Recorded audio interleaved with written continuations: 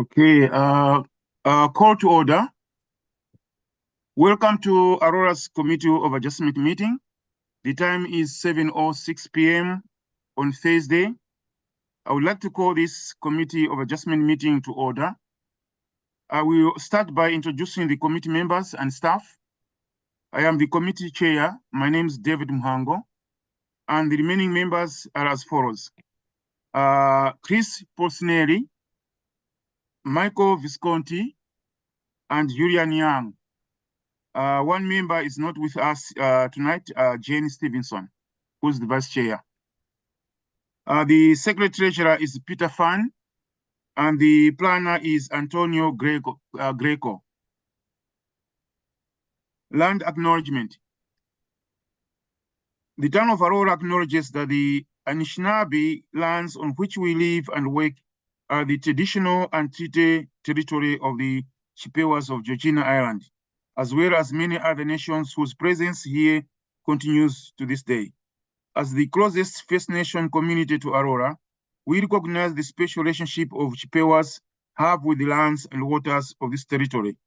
They are the water protectors, environmental stewards of these lands, and as a municipality, we join them in these responsibilities. We further acknowledge that Aurora is part of the treaty lands of the Mississaugas and Chippewas, recognized through Treaty Number 13, as well as the Williams Treaties of 1923. A shared understanding of the rich cultural heritage that has existed for centuries and how our collective past brought us to where we are today will help us work together in a better future.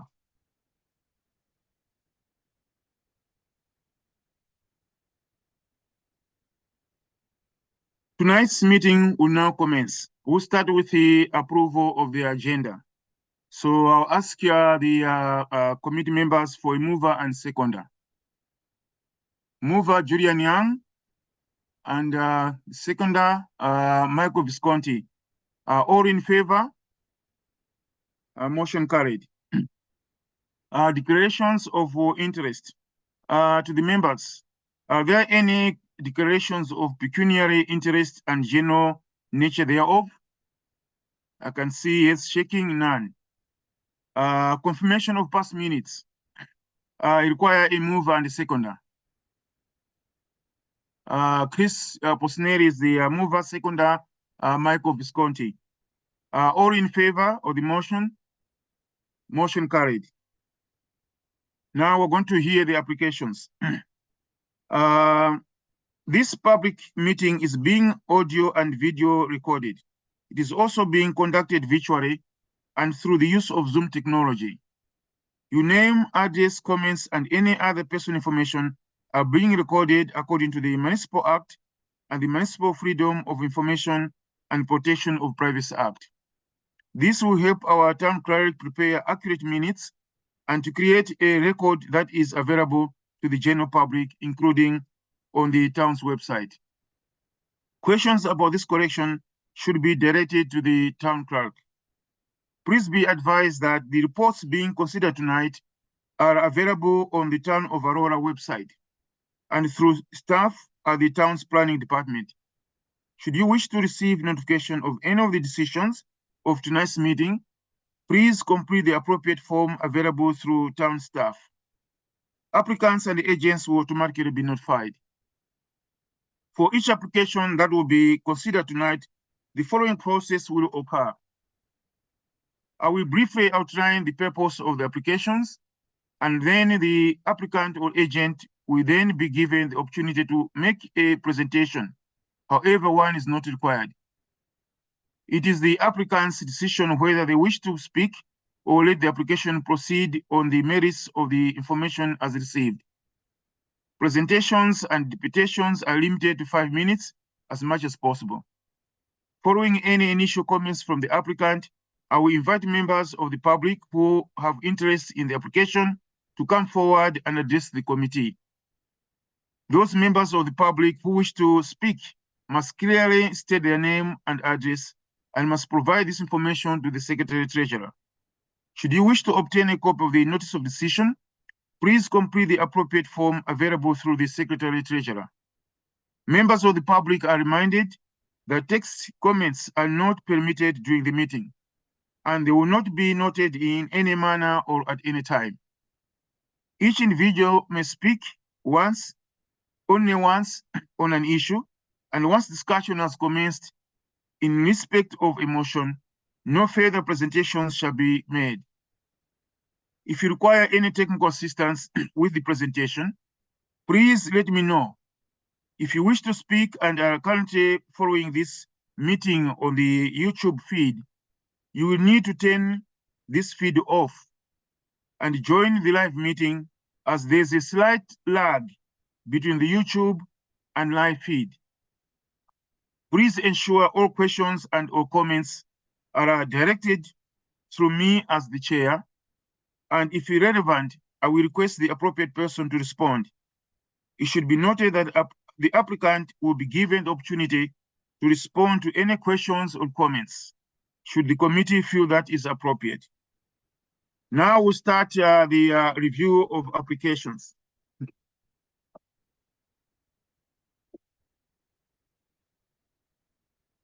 Now the first application is a minor variance application, MV-2024-01 at 2007 Van Dorp Side Road. The application, actually this is a deferral application. Planning staff are requesting a deferral of this minor variance application for 2007 Van Dorp Side Road. Planning staff has indicated that additional time is needed for the applicant to address staff's comments and concerns regarding the development constraints on the subject site and the resulting variances requested. The applicant must also provide clarification on the intended uses of the proposed accessory pool house to determine if additional variances are required. Staff recognize the importance of making informed decisions and believe the requested deferral will enable a more accurate and aligned interpretation of the zoning bylaw provisions over the use of the property. As a result, staff are requesting the subject application be deferred to the next Committee of Adjustment meeting for consideration. So that's the application. It's a deferral application. So I'll be looking for a motion from the committee members. Julian? For you, Mr. Chair, I move that application MV-2024-01 be deferred. You have a seconder for this motion? Christopher is the seconder. All in favor of this motion? Motion carried. Okay, now we move to the second application. The second application is a minor variance application, MV-2024-04 at 37 Whispering Pine Trail. The application, the owner is requesting relief from the requirements of the town's comprehensive zoning bylaw 6000-17 as amended to permit outdoor swimming lessons at a home occupation on the subject property. The following relief is being requested. Number A, Section 3 of the zoning bylaw does not permit outdoor swimming lessons as a home occupation. The applicant is proposing outdoor swimming lessons. Number B, Section 4.6.1 of the zoning bylaw states a home occupation shall be conducted entirely within the dwelling or permitted accessory buildings. The applicant is proposing outdoor swimming lessons. Applicants stated reasons for not complying with the zoning bylaw. As stated in the application form, the zoning bylaw does not permit outdoor swimming lessons as a home occupation. Public correspondence. We have no supporting letters, but we have one opposition letter. In conclusion, planning staff believe that the requested variance meets the four tests of the Planning Act for granting minor variance. Staff recommend approval of the requested variance subject to the two conditions outlined in the staff report. So this is the application, and I know that the applicant is not here with us tonight. They are first responders, and they may be called upon, so they want us just to look at this application as it is. I would, for the sake of transparency, I would, since we have an opposition letter from one of the residents, and the fact that the applicant is here not to be able to answer those questions, and so those sort of the members had some questions which they directed to the staff members, and I thought maybe I should read this for the sake of transparency and accountability, so that the resident who had questions or other residents or the public who maybe have got questions can know that some of these issues were raised by committees just for clarification and just put out there so that people who are listening, the public and others can actually know. This I'll do this, as I said, just for the sake of transparency and accountability. Now, the information, so this is it before I go to public delegation, which in my records show we don't have, but we may have, but just to provide this information. So one thing is that these lessons will be done from Monday to Thursday, from 9 a.m. to 5 p.m. and from June to August.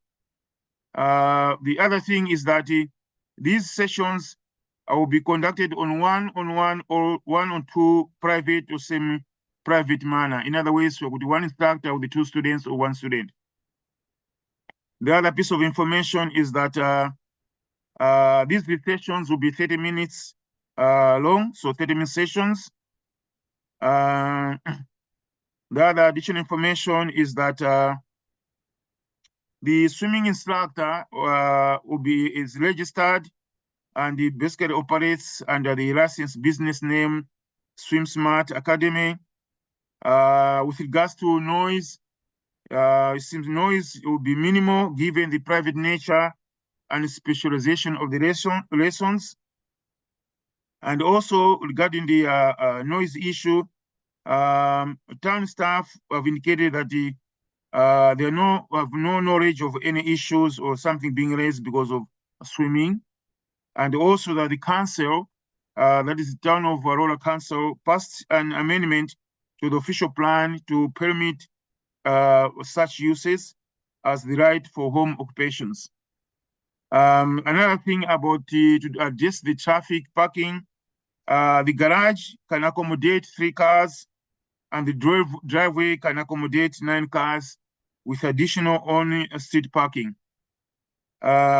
Given swim lessons are 30 minutes apart, there will be no more than 2 cars being the students' guardians parked on the driveway. And also, lastly, I think I mentioned the instructor is licensed and insured.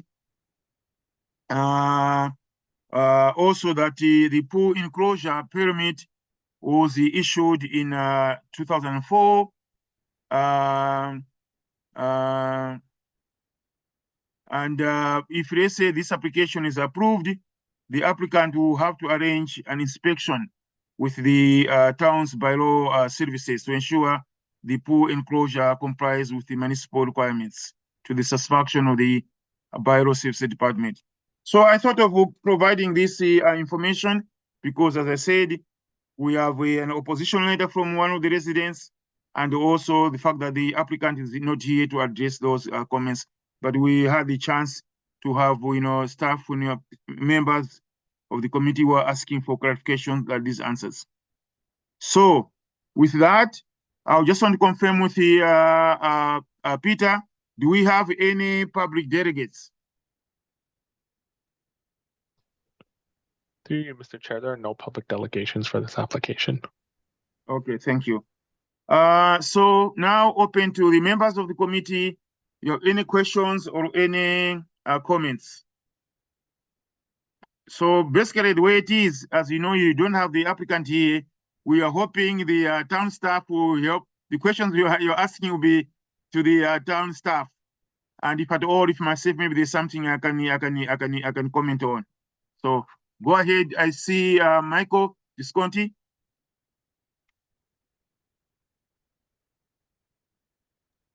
Yes, through you, Mr. Chair. I guess this is for Antonio, if he can answer it. Under the proposal, it says that the homeowner's daughter will be offering the swimming lessons. I guess my concern is just how old is his daughter? Is she an adult? Is she a high school student, a college student? It says Swim Smart Academy, but we don't know if it's incorporated or not, and if it carries liability insurance. So I know the applicant isn't here. I'm just wondering, do we have any inside information as to that? Through you, Mr. Chair, for sure. I've spoken to the homeowner, 37 Whispering Pine, and they've stated that the person conducting the swimming lessons is the 17-year-old daughter. She is a licensed instructor and lifeguard. They run the swimming lessons under that Swim Smart Academy that is licensed, insured, and they do have liability insurance based on my conversations with them.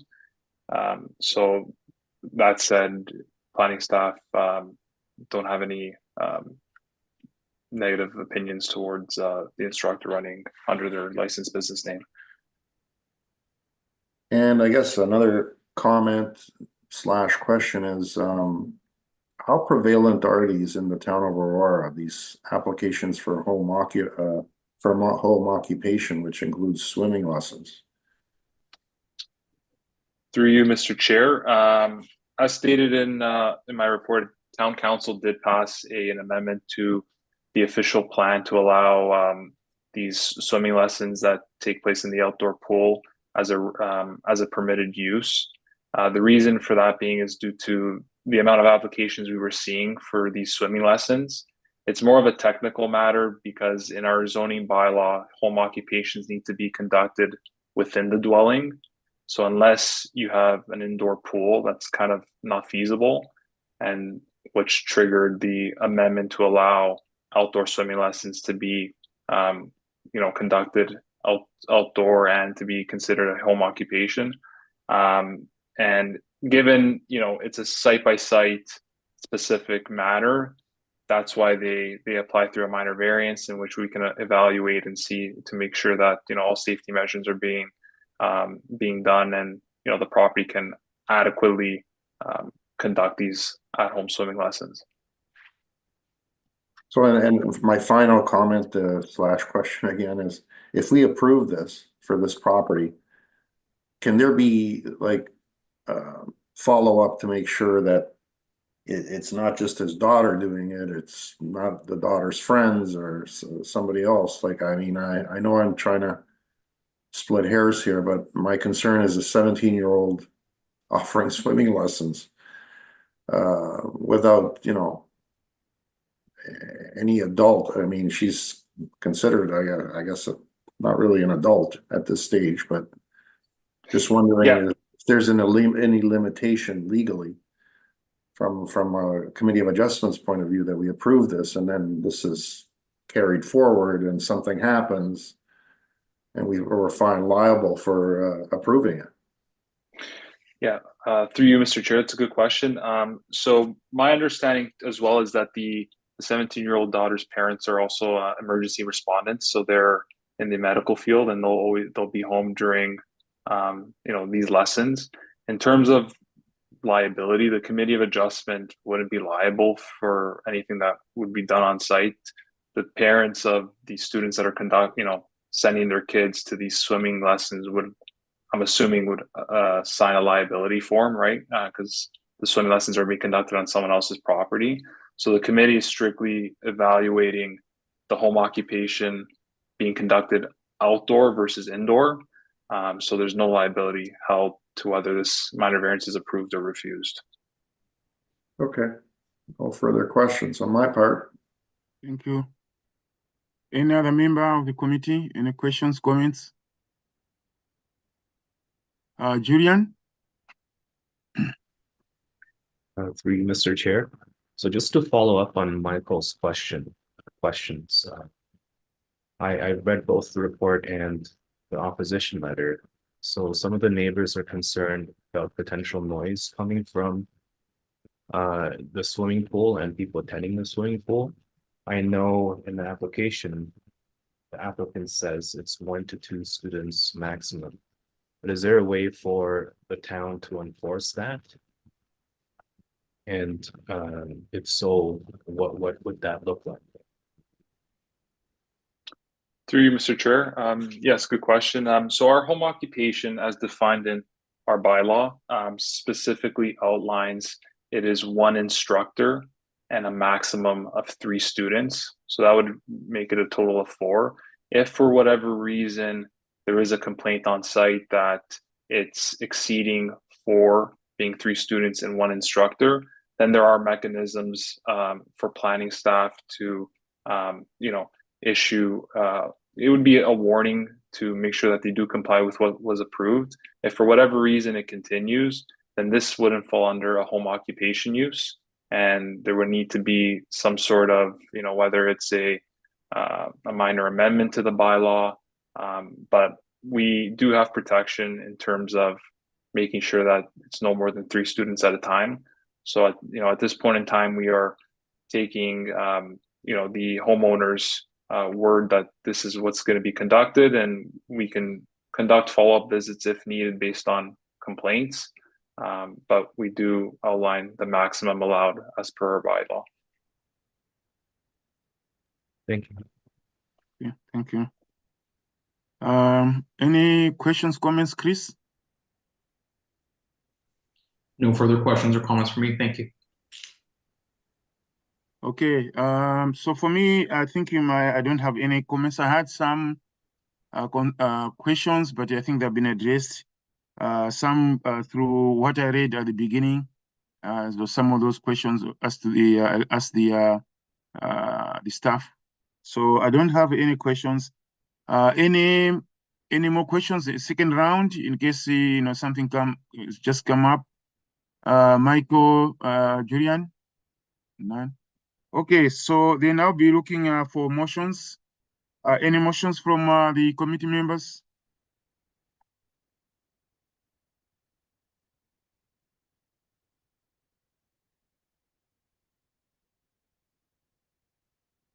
Hello, folks. I'm waiting for you. I'm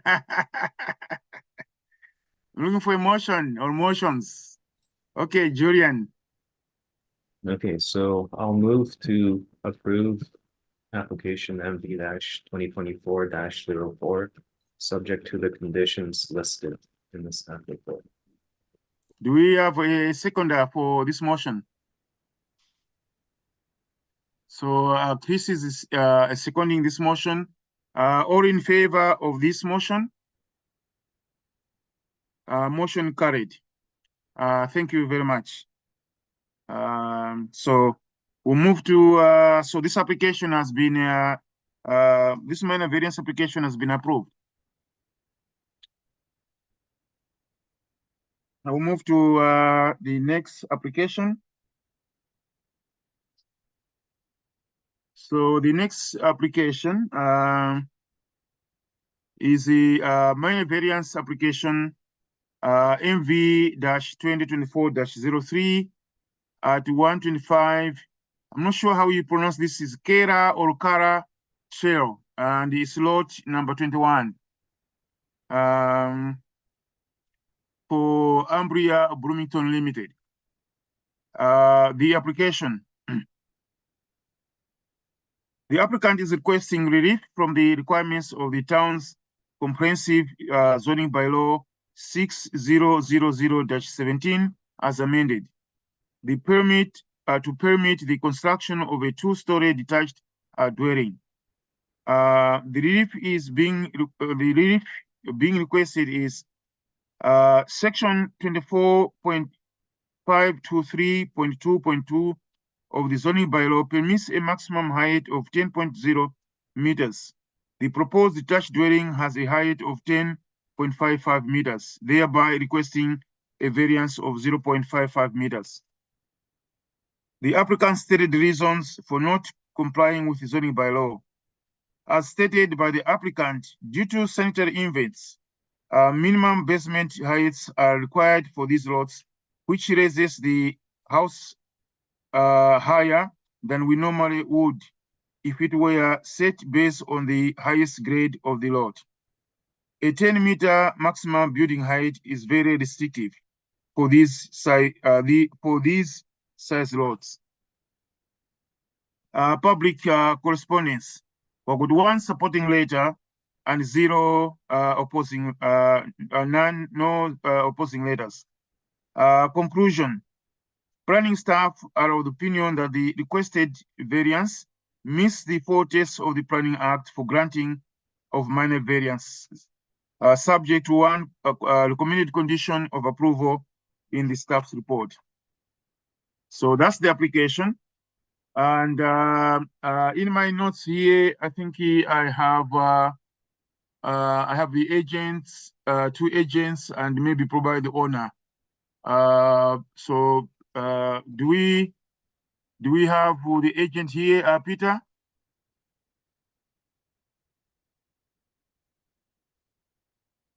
Hello, my name's Michael Testaguza from the Bigley Area Group. I'm the agent. Okay, yeah, so thank you. So you are the agent? Yes, Okay, so need you face your name and address, please. certainly. My name's Michael Testaguza from the Bigley Area Group, land use planning consultant. Our address is 2472 Kingston Road in the city of Toronto. Here, as you mentioned, representing my client, Ambria Bloomington Limited, with respect to the variances before you. With respect to my comments, I'll keep it short. I've reviewed both the materials submitted with respect to the application, as well as the staff report prepared by staff, and I agree with their conclusions as well as the conditions therein. And I'd also just like to point out that there is a letter of support from the adjacent community association to the north, which I think is important to point out at this point. Otherwise, I'm here to answer any questions you may have. Okay, thank you very much. Appreciate. Do we have any public delegates, Peter? For this Through you, Mr. application? Chair, there are no public delegations for this application. Okay. Now this is open to the members of the committee. Any questions or comments? Christopher. Through you, Mr. Chair, to the applicant. I guess two questions. So the first being, I guess, why is the variance required? You can just, I know obviously your design is above the height limit, but could the design not have been revisited to fit the zoning criteria? And I guess my second question is, how many of the homes in the subdivision will are you anticipating to require a minor variance? Certainly, thank you for those questions. Through the chair. So firstly, why is the variance required? There are a couple of reasons here, and I see the client Vince Baffa also jumping on, but and Vince, feel free to add on at the end here, but I do understand that as you go through a subdivision design, detailed design, you have to set the exact inverts of the sanitary infrastructure that's running through. And there's a certain, manner which with those sanitary connections need to be made to the house, which helps set the level of the basement. And that's where you're kind of seeing it bump up and up and up. Again, in this case, you're talking about a 10-meter high, house, the 10.55 meter high height. So it is very minor in nature. It'll be virtually imperceivable from the streetscape. The other competing factor in there is architectural control, which sets the minimum roof angles and kind of the look and feel of the neighborhood. So in fact, to make it smaller, you'd end up with a pitched roof, which actually might be a little bit squat and actually would end up looking odd on the street compared to what you would get from this variance. With respect to how many, they're actually all before you today. So there are 3 in the subdivision of 50 lots. So this one's 0.5 of a meter too tall, so half a meter. There's another one that's going to be coming up next that's 10 centimeters too tall. And then a third one, which is 2.7 square meters too large. So we're talking about very, very small changes here. I don't know, Vince, if there's anything you would like to add. No, the only thing I would add is just Excuse me, before you continue, you have to introduce yourself. So we need your name, you and your address, and you the owner, the agent, something like that. Please. Sure, Mr. Chair, thank you. My name is Vince Baff. I'm with Ambria Bloomington Limited, so Ambria Homes. We are the owners of the properties. 400 Creditstone Road, Unit 9, Vaughan, L4K3Z3. Okay, so you can continue now. Thank you. No, just thank you, Mr. Chair. Mr. Chair, just to carry on with Michael's comment there. It's really the restrictions with respect to obviously the site infrastructure and of course the grading. So it's just basically trying to find that delicate balance. This was the best we're able to do. We worked quite long and painfully with our architects to try and meet the restrictions, but again, trying to meet all the town's restrictions as far as grading, etc. This is really the best we're able to do. And just to clarify Michael's point, 2 lots are required variances with respect to height. The other one, the third one, Michael mentioned with respect to lot coverage. So again, as far as we know right now, it's just basically the 3 that will be before the committee. Thank you. Okay. Thanks so much. Just to comment on that. So I know the member asked about the other many ones, but I think the focus on this now is on this application we have.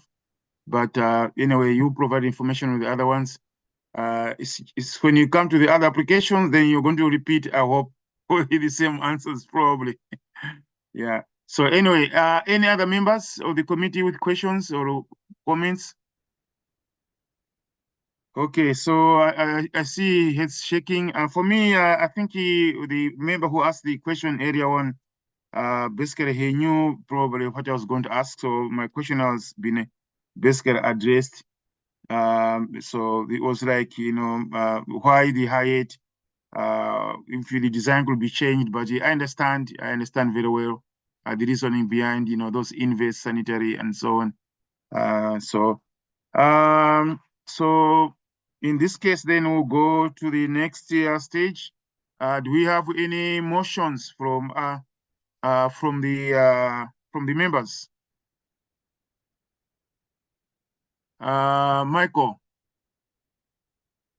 Through you, Mr. Chair, I read the staff report and I'm in agreement with it, and I move that file number MV 2024-03 be approved, subject to the conditions as stated. Do we have a seconder for this motion? Julian. So all in favor of this motion? Motion carried. So thank you very much, Michael and Vince. Your application has been approved. So go to the next application. Again, it's the same owner and agent. But anyway, I'm going to read it. So the next application is, okay, before I read it, can you correct me? Do you pronounce it as Kara or Kala, the name of the street? C-A-L-L-A. If you're Italian, you're going to say Kala. Oh, Kala. Okay. So I'll do that. I'll do that for the record. But Mr. Chair, you can just use Kala Trail. That's fine. Yeah, okay.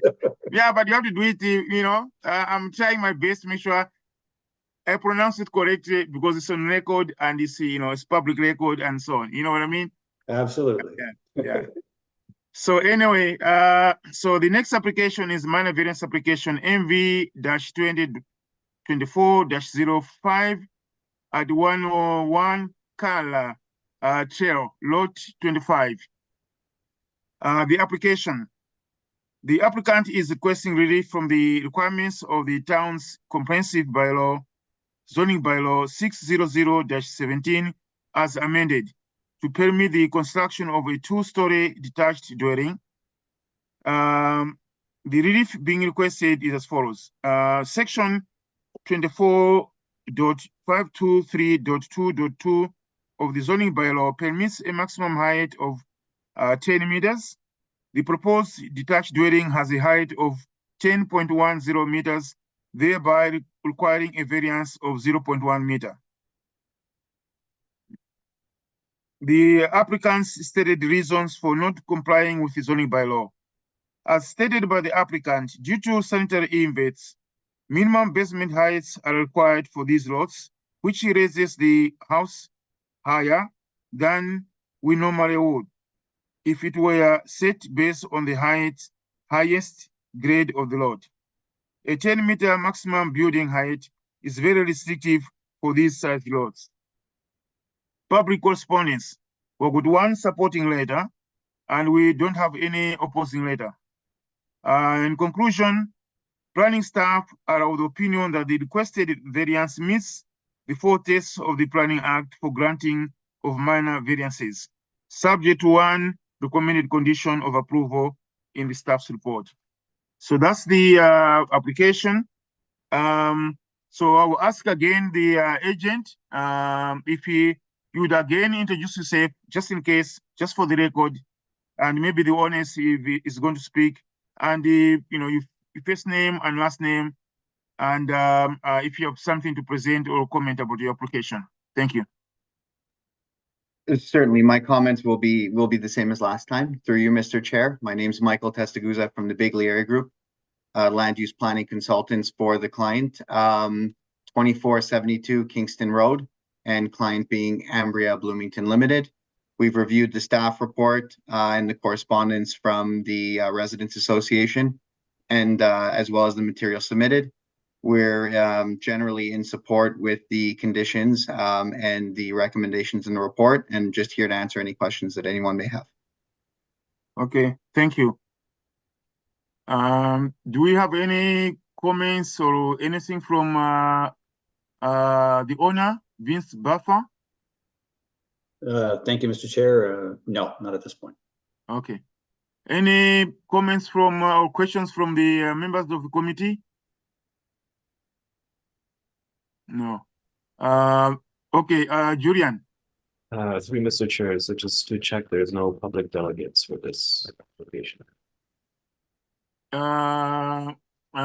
Yes, I think so. Okay, that's good. That's good. Let me just, for the sake of the record, I'll call for this. Peter, do we have any public delegation? Through you, Mr. Chair, there are no public delegations for this application. Okay, so thank you very much. Thank you, Julian, for reminding me about that. I just took it for granted because same application might not say no delegate, and I know the other application is for the same applicants. So thank you very much for that. Any other comment, Julian? Okay, any comments from members? I don't have any comments, so looking for motions. Any motions? Christopher. Through you, Mr. Chair, I move to approve MV-2024-05, subject to the conditions in the staff report. Okay, thank you. Do you have a seconder for this motion? Michael, the seconder, all in favor of this motion? Motion carried. So, gentlemen, your application MV-2024-05 has been approved. Thank you. We move to the last application is a minor variance application MV-2024-06 95 Kayla Trail, it's lot 26. The application. The applicant is requesting relief from the requirements of the town's comprehensive zoning bylaw 6000-17 as amended to permit the construction of a two-story detached dwelling. The following relief is being requested. Section 24.523.2.2 of the zoning bylaw permits a maximum lot coverage of 35%. The proposed detached dwelling has a lot coverage of 35.4%, thereby requesting a variance of 0.4%. Applicants stated reasons for not complying with the zoning bylaw. As stated by the applicant, we do not comply with the zoning bylaw due to the model type selected and purchased for the lot. The building envelope slightly exceeds the maximum coverage permitted in the zoning bylaw by 0.4%, which will not negatively impact the neighboring properties or the streetscape, nor will it impact the amount of amenity area. The proposed dwelling will fully comply with the minimum frontage, rear, and side yard setbacks. Public correspondence. We have one supporting letter, and we don't have any opposing letters. In conclusion, planning staff are of the opinion that the requested variance meets the four tests of the Planning Act for granting of minor variances, subject to one recommended condition of approval in the staff report. So that's the application. And again, for the sake of the records, if you could, the agent and the applicant, the owner, if you could let us know your name and address, and then if you have any presentation or comments, you can do that after that. Thank you. Thank you. Through you, Mr. Chair. Michael Testaguza, Biglieri Group, professional land use planning consultant. Our office is at 2472 Kingston Road in the City of Toronto, representing Ambria Bloomington Limited. We have reviewed the staff report and the material submitted, and we're generally in agreement with the conditions and conclusions of those reports. Again, would note that the Residents Association has also been made aware of these variances and did write a letter of support. And otherwise, I am here to answer any questions that anyone may have. Thank you. Okay, thank you. The owner, you have anything to say? The only thing I would say is that in this case, if you can get a sale these days and make a purchaser happy, it's a good day at the office. And this is the real reason why we're trying to get this house to fit in this lot, to keep a purchaser happy. That's all I'm going to say. Thank you. Okay, thank you. And again, your name is Vince Buffer. Thank you. Correct. Thank you, Mr. Chair. So, Peter, can you confirm if you will have any public delegates? Through you, Mr. Chair, there are no public delegations for this application. Okay, thank you. So any comments or questions from members of the committee? I see heads shaking and so on. So even myself, I don't have any comments. These three applications are similar in nature somehow. So in this case, I'll look for, are there any motions for this application? Michael? Through you, Mr. Chair, the staff report is fairly straightforward, and it is a minor variance in the opinion of staff. And so therefore I move that MV 2024-06 be approved, subject to condition as stated in the staff report. Thank you, Michael. Do we have a seconder for this motion? Chris is the seconder. So all in favor of this motion? Motion carried. So again, Michael and Vince, your application has been approved. And thank you for being with us, and wish you a good night. Thank you. Thank you. Good night. Thank you. Thank you. Okay. So the next, let's look at any new business from members or from staff. Antonio and Peter. Through you, Mr. Chair, no new business for me. Through you, Mr. Chair, no new business from myself either. Okay. So I would ask for a motion to adjourn the meeting. Okay, Julian, thank you very much.